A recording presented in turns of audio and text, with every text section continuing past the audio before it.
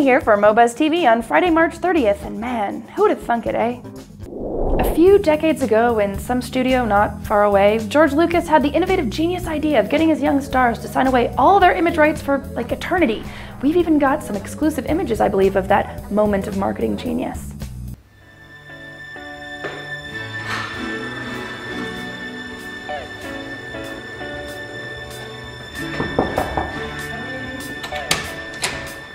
Oh, hello, Gary. Please sit down. Thank you.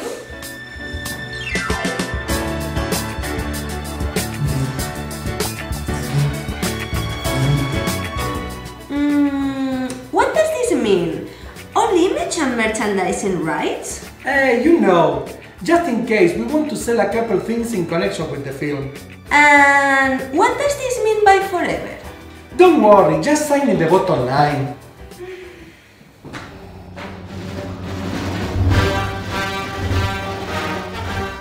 And 30 years later, they're putting that poor girl and Yoda, R2-D2, Han Solo, and all the rest of them on stamps. Of course, just when you thought absolutely every marketable object had been branded by the Star Wars merchandising empire, no, postage stamps. Why didn't they think of this before? Oh, because they were busy with figurines and mugs and Mr. Potato Heads and iPod skins and even dog costumes.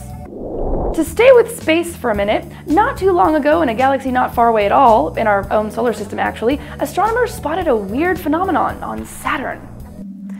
For some reason that no one can quite figure out, there's a hexagonal figure that forms in the dense atmosphere of the planet Saturn. It's like Earth's polar vortex, but ours is circular. No one knows how this thing whirls around in a hexagon. It was first spotted in 1980, so it's also a recurrent phenomenon. Here's the really cool part though.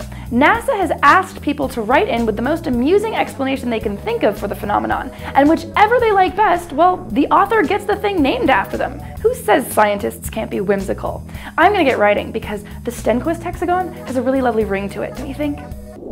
Back down to Earth now. Google Maps is making the surface of our little planet really searchable, and a webcam's Google Maps mashup is nothing new. Sites like GooCam and LiveMap map unprotected camera streams found online, but I kind of thought this latest one, Fisconia, deserved a mention. Not only because it's just got a cooler look, but it's kind of cool that the webcams that are posted on it are categorized. You can see which cams are watching, for example, traffic or beaches, nature, or animals. Unfortunately, no one's posted an animal cam yet. It looks like it's only in early days, but I hope more folks contribute. It's just iffy. From maps to music now, the music site Mog is adding a cool new feature. Now, Mog is a social networking site centered on music where you can scan your whole music library, and they've just added a nifty little Mog TV doomabob. Mog TV scans YouTube for the tracks in your library and matches them up to their videos. There are still bugs and the occasional mismatch, but users can flag those, so it'll get better over time. And in addition to the official videos, Mog TV quite often turns up bootleg concert footage, so you can get a little variety in your viewing experience. A while back, Nike and Apple teamed up and created a running shoe that could communicate with your iPod Nano to give you feedback on how far you've gone, how fast, and which could even adjust your playlist accordingly. Well, I guess they thought that idea went down like gangbusters, because Nike's just announced that by the end of the year, all of the shoes in their running line will feature this Nano integration.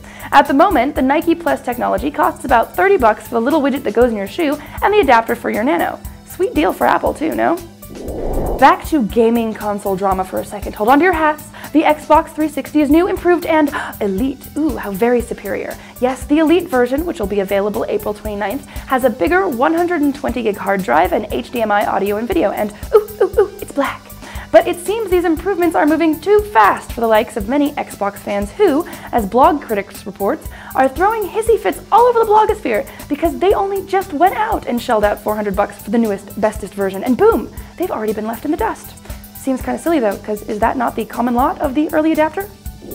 And finally, a little fun with numbers. Today's figure is 7,314%. According to Consumerist, that's how much mobile providers, in this specific case Verizon, mark up the cost of sending a text message.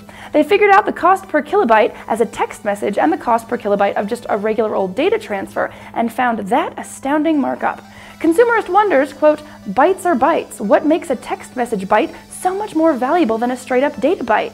It's just a guess, but I'm going to say it's the fact that we're willing to pay for it. Aren't we lame?